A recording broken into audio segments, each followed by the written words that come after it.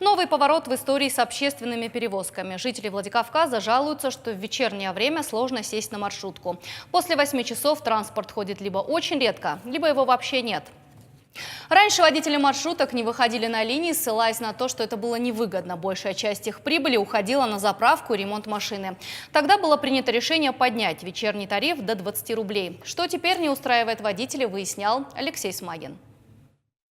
Несмотря на то, что маршрутки должны ходить до 10 вечера, для многих жителей Владикавказа сесть на общественный транспорт после 8 становится проблемой. Особенно это ощутимо для простых граждан, которые не могут позволить себе возвращаться каждый вечер домой на такси. Насколько сложно вам бывает вечером сесть на маршрут? Довольно сложно бывает. Вы часто сталкиваетесь с такой проблемой? На ГГУ, Возгорского ГУ чаще всего сталкиваюсь каждый вечер.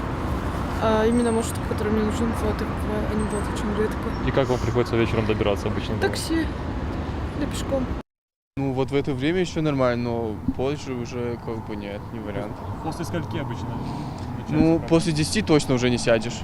Повышенный вечерний тариф должен был изменить ситуацию к лучшему, но решена ли проблема? Чтобы убедиться в том, работают ли принятые меры, сотрудники Северостинского Минтранса и Ространснадзора вышли на рейд. Поступают жалобы от граждан, что в вечернее время, особенно после 20:00, маршрутные такси не проходят по маршруту. Вот инспектора работают, все фиксируем. Потом вызываем руководителей тех организаций или компаний и уже проводим беседу.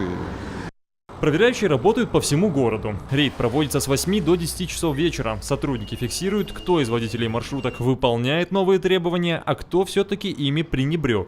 Сотрудники Республиканского Минтранса и Ространснадзора проверяют график вечерней работы маршрутных такси. И здесь, на улице Астана Кисаева, нарушителями оказались номера 33, 40, 41 и 57. По итогам проверки, которая будет проходить в течение 3 дней, составят список нарушителей. Пока водителей будут просто призывать к выполнению новых требований. Получается, что пассажирам придется рассчитывать на совесть и сознательность маршрутчиков. Алексей Смагин, Игорь Войцеховский. Новости Осетии.